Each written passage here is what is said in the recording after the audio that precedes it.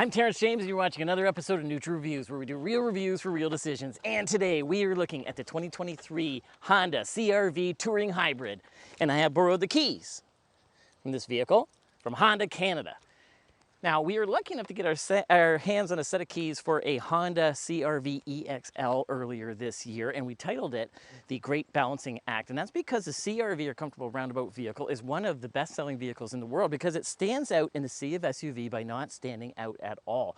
And that's because it is a great Goldilocks vehicle that strikes just the right balance of all the things that we're looking for in a people hauler. But now with the hybrid, we get that gusto we're looking for without missing out on that mileage we love. So we take a look at the facts, feels, and final thoughts of the 2023 Honda CR-V Hybrid. Let's take a look.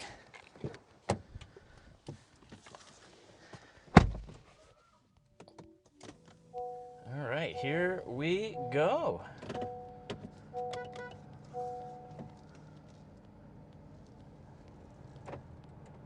Okay, pulling away, and first impressions. Well, when I picked this thing up, I thought that it was a little, we'll talk about styling first. I thought it was good looking. I knew that from the pictures, but in reality, it really is a nice looking vehicle. It has a lot of presence. It's kind of boxy and big looking for its size, and it's a nice size. Again, it's that happy medium size, right? And again, we'll talk more a little later in the Rants and Raves about that. But the other thing too that I noticed as my first impression was that it's weird. And what I mean by that is I wasn't expecting this, being a hybrid and not a plug-in hybrid, to be like an electric vehicle, in the sense of it's got this power button, as you can see here, instead of a start-stop.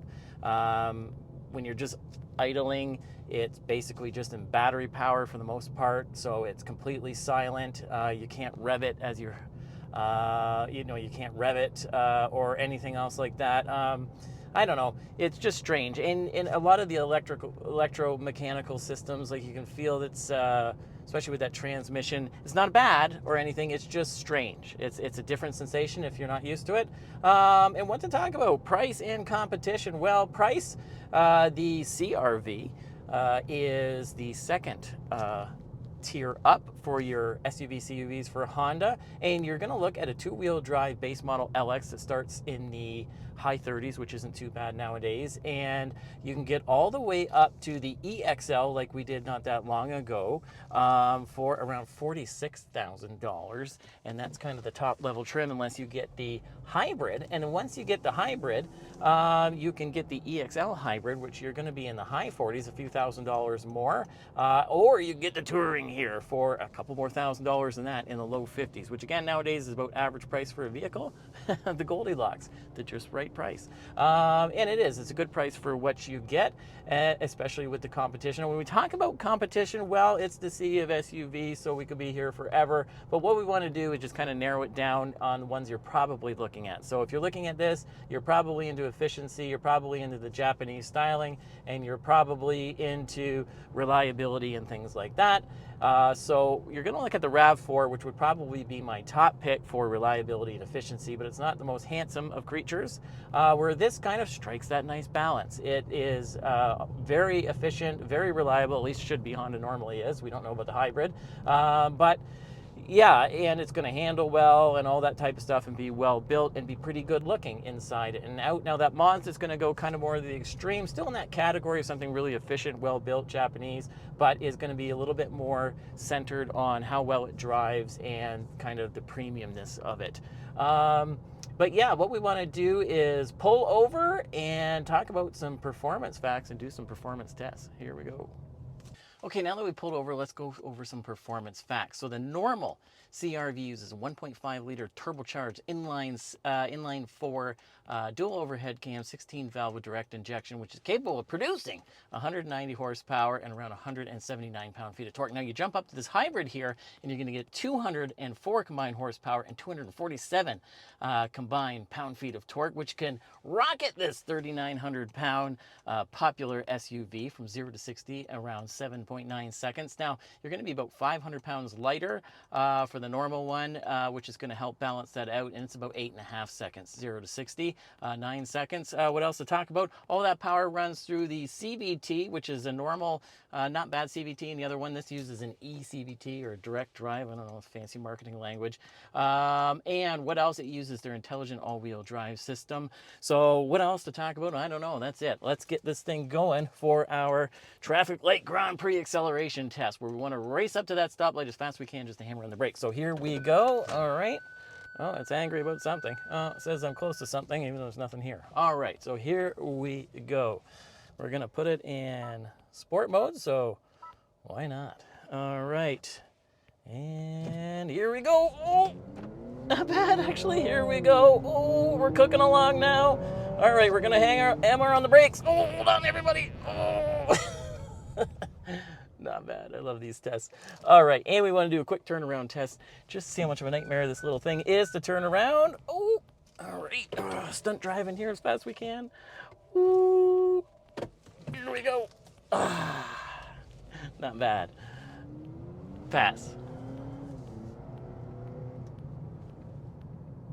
All right, time to do our final test, which is our highway and handling test, kind of a combination of a bunch of things, but we wanted to see how well does it handle day to day and how quiet it is, and we just saw a second ago about those train tracks, but we're going along county road highway speeds, which around here is close to highway speed, so give it some gusto around here.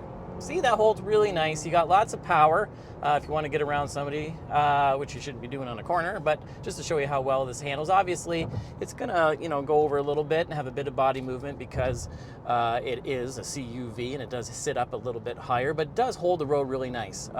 It feels really, really confidence inspiring. Yeah, and it's just generally very comfortable, quiet place to be, as you can hear or not hear. There's not a ton of road noise. Again, this is the touring, but there's not a ton of road noise or anything else like that, or wind noise. Just generally speaking, yeah, it kind of floats along really nice, yet it's a little taut around the corners. But what I want to show you is the Honda sensing. One of the things that I like here is you can hit this little button with the steering wheel, and as you can see here in the dash and the B-roll, you do get the bumpers on the rails here, or the bumpers like in bowling. So if I let go of the steering wheel here, it will keep me nice and straight in between the lines. Now I do have to hold on to the steering wheel. Really what this is for is to help you relax. If you need to take your hand off the steering wheel for a brief second, you can do that with the confidence of knowing that it should stay between the lines. And what you can also do is hit this button with the steering wheel and the speedometer, or the little car and the speedometer I should say, and here you can set the speed. And what it will do is it will adjust that speed. So it's going to keep you straight, and it's going to keep you between the lines as well, which is really nice, and again, helps you relax, and you can easily shut that off. So all in all, we'd have to say this is a pretty comfortable vehicle to take on the highway for daily cruises. Pass. Okay, before we go back, let's see how easy this thing is to park. All right, so we got our foot on the brake.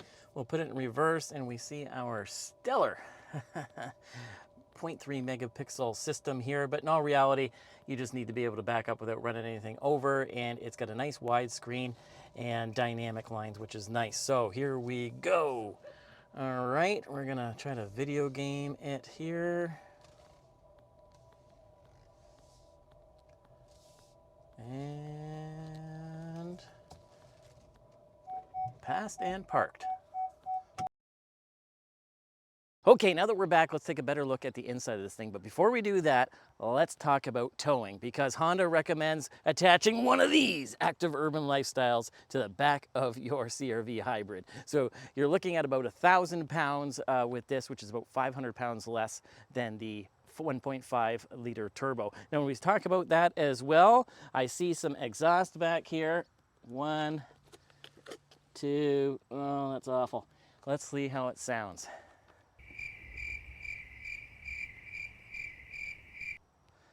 Fail, but that's not the point of this vehicle. So let's take a better look at the inside here. So we're gonna do that though, because this is a CUV SUV, let's be realistic here.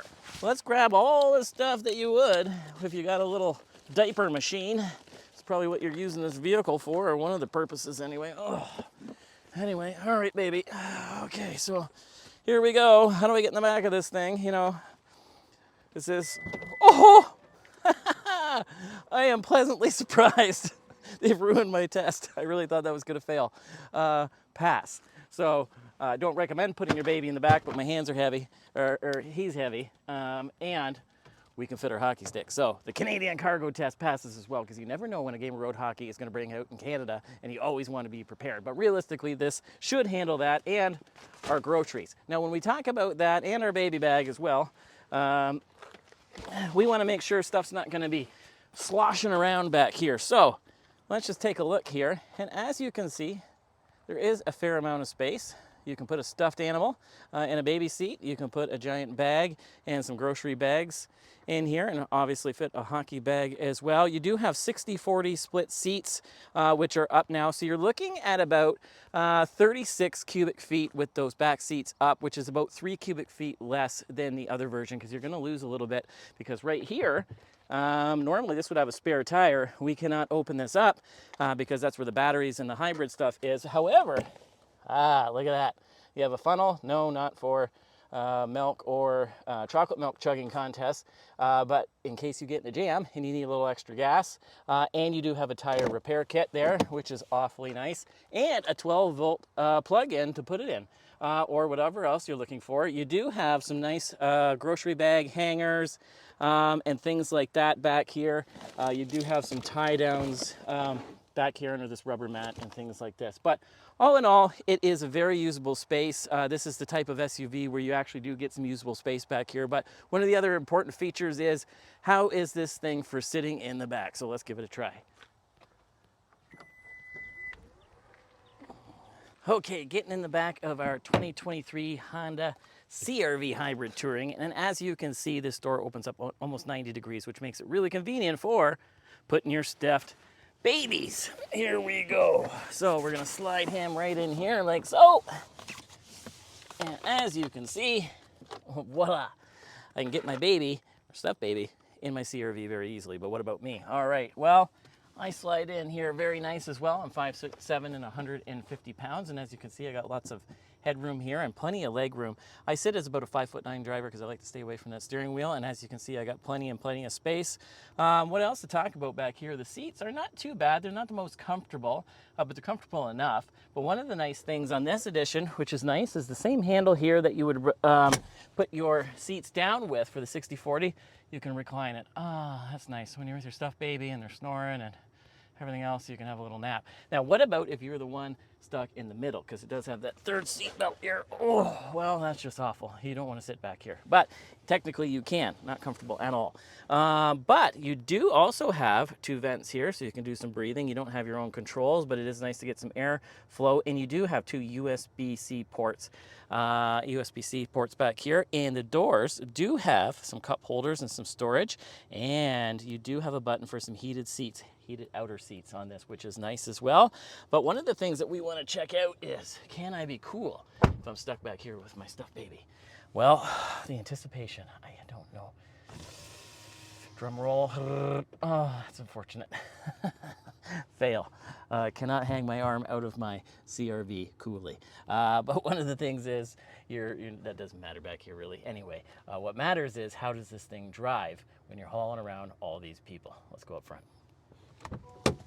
All right, getting in the front of the 2023 Hybrid Touring CR-V. So here we go. We always like to start off with the steering wheel, because I love steering wheels. Yeah, really nice steering wheel on the Hondas. Very similar to the Civic I drove and a lot of the other vehicles. So very sporty, not too big, not too small. The whole Goldilocks thing, not too thick, not too thin. I like the way they kept hard buttons on here. So essentially, you've got a lot of your safety system stuff we can look at on our final drive. And we got your entertainment type thing and a little bit of scrolling for your information on your dash here, which we'll look at in a second. And in Canada, on this version here, we have a heated steering wheel along with heated outer seats, or these captain's chairs in the front when I say that.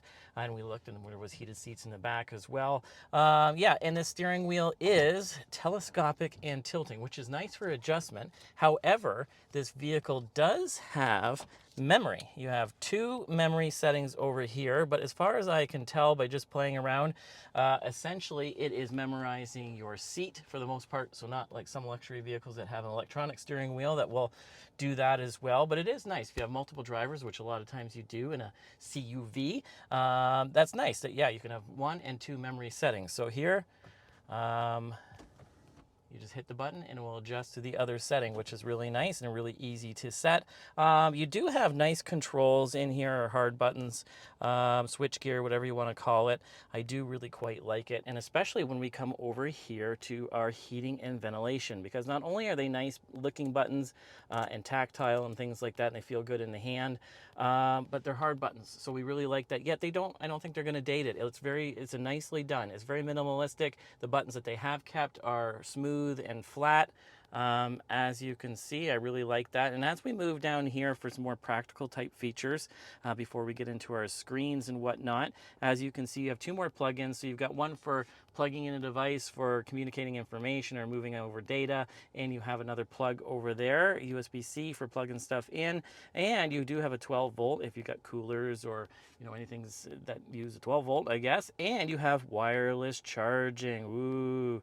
And as you can see from the B-roll, because all my cameras are in use that I would use for this thing, it actually works as well as in the Civic. So it's a good product that they have in here. It's nice. It doesn't overheat your phone and want to feel like it's gonna roast marshmallows on it, and it actually heats it up. It actually charges it up, believe it or not, as advertised, which is nice. Now when we come down here, we do have our automatic shifter on our direct drive CVT transmission, but we do have some nice drive modes. Ooh. Now as you can see here, when we come up here, when I move this drive mode, we have normal and we have sport. Sport is very nice, because why wouldn't you want something sporty in your hybrid? But more or less, that is a feature of the touring hybrid, so that is nice. And of course, you have eco, which is what this thing is all about, and you have snow, because if you live in inclement weather and you want to take advantage of this intelligent all-wheel drive system, well, you can do that. And when we talk about that, when we're looking in the gauge here, which is kind of neat, we go to home, and there's a few different things that you can do. And right now, what you can see in the gauge here is a picture of what they call power flow for the battery and the engine. Give you an idea basically of where is all the energy going. What am I using? Am I using gas or electric, essentially? So as you can see in here, we'll show you some B-roll here, hopefully, where you can see as you are going, it's either going to help charge the battery, the engine, or you can see that the energy is going the other way and it's in EV mode, and your energy from your battery is helping your engine, so you're not using as much gas, hence why this is better on fuel. Now, one of the other things that I really like back here, if we go back to home, you go from power flow to range and fuel economy, and that's nice just to give you an idea of, hey, how are things going, what kind of range. It's kind of fun when you have it in hybrid to play a little game with yourself to try to keep that as low as you possibly can. And as you can see on the screen here, it has really good fuel economy. Obviously you're going to get a lot better with this hybrid, but even that 1.5 is not bad at all, as you can see. Now, one of the other things on here that I really like with the screen as well is we're going to go speed and time, audio, some conventional things, phone, navigation, which is nice as well. Now, it's not going to give you your full directions and things like that as far as like a visual on some vehicles now, but it is nice. It's going to give you your direction that you're going, like a compass. But one of the things that I found with this that was pretty neat was you can actually go here, and if you're traveling a bunch or you're a salesperson or something like that, or there's some trips where you do a fair amount but you can't exactly remember, or you don't want to remember, you can actually go through here and go quickly to either home or some of your most recent or saved places, which is really interesting too. Now, one of the other things that I like back here, or up here I should say, is also the all-wheel drive torque distribution for that intelligent all-wheel drive. So that's kind of neat too. It's a little distracting because it's kind of neat. It shows you, is it going front, is it front to back, things like that. So that's pretty neat. So you do have a lot of functionality up there. Now, one of the strange things, especially this being the touring, is that they have kept this. I don't know if you can tell. Sometimes in the video you can really tell. In real life you can't. And I think that's the brilliance of it, which is you do have an analog gauge on the right here, and then on the other side here you have the digital one. But really, when you're just looking at it here with the naked eye, it just looks all digital. It's pretty impressive. But why they just didn't go totally digital like they did on that Civic Si that we just did a review on, I really don't know. Obviously to save money, but really I don't know. Anyway, let's keep carrying on to the other screen. Whoa, there it is. This has to be one of the best, worst screens on the market. And what I mean by that is I've lived with these Hondas for a few weeks now, between the Civic that we did and the CRV, and I'm very thankful to Honda for loaning it. And it is one of the best units that I've used, in the sense of it is really user friendly. So when we come here, kind of like your phone, kind of to me looks like the old Windows phones. I don't know if they still have those, not around here anyway. But anyway, you just got these little square tiles just like your phone, and if you hold it, you can move it around and things like that, like you would on your phone. Yeah, and you know, you got a fair amount of things that you can do. So even if you don't have Apple Car, if you don't have an Apple or an Android phone, you can still hook up your phone, which is nice. But yeah, it does have wireless Android Auto and wireless CarPlay, along with that wireless charging, which is nice. But one of the things that I wanted to show you here is it will do similar things that we just saw on that other screen, so I won't get into that. Like you can see here, you've got your power flow, things like that. But with some of the different settings that you have with the vehicle does have to be in park, and then you can go to this here. But really, you can go to your driver assistance. And this is really what I want to show you very quickly, because I do like a lot of these safety features, but they're not for everybody, and not everybody wants them, or every situation. So what you can actually do here, which I like with Honda, is first of all, I like that they give it to you no matter how much you spend, whether it's the base model, LX, or all the way up here to the Touring, you're going to get these things. But what you can do too is you can turn them on or off, or adjust them here as well. So for instance, if you don't want the lane keep on, you don't have to have it on. When I say that, the Honda sensing, where I shouldn't call it lane keep, when it looks like you're going to kind of drift off the road there because you're napping, which it shouldn't be, and it will kind of warn you and put you back into the lane a little bit. That there, if it can be confusing sometimes, the car gets confused, and it can be a little irritating, and it does have a built-in safety feature. If there's somebody on a bike or something like that, and it does want to kind of put you in the wrong direction, you can force it over into the other. But if you don't like that, you can definitely shut it off. So I do like that feature, definitely. And one of the other things I want to quickly mention back here as well, or up here, I keep saying back, up here, is down here you have this hard, I shouldn't call it hard buttons, but they're always there, which is nice. So you can easily get back to your nav. As long as you're not in Apple CarPlay, you can easily get back to these things very, very easily. And some of the other practical features, you got your lockable glove compartment here. Not that big. I'd expect it to be a little bit bigger on a vehicle like this, but you can still put enough stuff. You do have cup holders that are concave and decent. Doesn't look like stuff's going to rattle around too easy. And you do have a nice little felt-lined or carpeted spot here with this removable tray, which is nice, and it has two different positions. So yeah, it really is convenient. You do have a lot of space there. But the other thing to talk about as well quickly here is this does, on the Touring here, have a nice sunroof. It's not a big moonroof like nowadays, but it is nice to get some light and some air in here. And speaking about light and air, you can see that we do have your vanity mirrors here. But more importantly, I want to show you the visibility out the front. And we do have those down only for lighting purposes, and a very professional production that we have here at Neutral Reviews. But as you can see, like the back, there's a fair amount of space. Honda's good about giving you a lot of visibility. But again, it's a nice balance, because you do have fairly high belt lines to give you the impression of safety, and this is a very safe vehicle. But all in all, yeah, that's all I really want to talk about, because we want to take this out for our final drive and lead us to our final thoughts.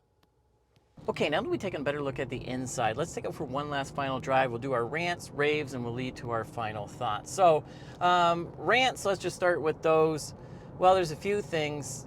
We mentioned in the beginning about the weirdness, about this, like being electric even though it's gas. I just wish that had a normal start-stop button. I wish that I could rev it. I wish that it didn't have all these fancy features to shut the thing off, or I can't move it if the door's open, all different kinds of stuff. But I mean, that safety is nice as well, especially if you got kids and things like that. But it is a little bit different. It's a lot more futuristic than not necessarily aesthetically, but that way, that's a bit of a rant. What else?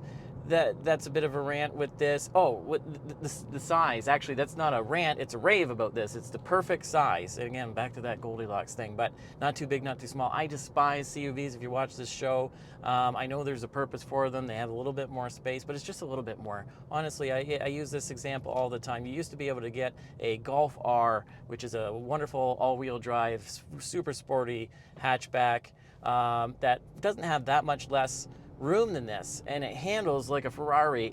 You know what I mean? So I don't know why you just wouldn't go with that. But once you get to the CRV level or your RAV4, things like that, you do have a lot more usable space. I will give you that. So that is a plus to this. And that it just, generally speaking, for the price point, it is a nice vehicle. And I also rave about the fact that Honda gives you all that sensing for free. Okay, now we're gonna go over some bumps here. What's it like to go over some bumps? Not bad. It is. It's got very compliant suspension in both of them. But yeah, so, you know, there's not a lot of rants or raves to this because it really is a nice balanced vehicle. As we said, it really does hit the mark on most things that you're going to use, which leads me to my final thoughts.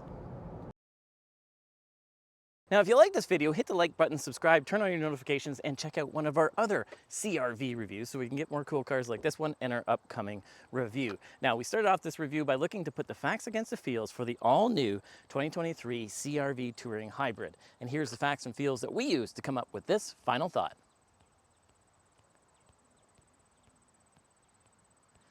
Which is, as you can see, you've got a little bit more horsepower and a little bit more torque, which means you're going to have a little bit more pep or gusto, which is going to be appreciated, but you're not going to sacrifice on any fuel economy. You're actually going to get better fuel economy with this as well. Now, we don't know about reliability. Honda makes really, really good product, but again, hybrids are very complicated, so we can't promise there. But as we said, they make a very, very good product. And one of the other things that you can see from the screen there is you still have all of the cargo, the amenity, and the features that you're used to with this great Goldilocks vehicle that gives you just the right balance of all the people hauler features you're looking for. So we will stay neutral as usual, and we will give the final thought to you. Please leave it in the comments. Thanks for watching, and we'll see you again next time.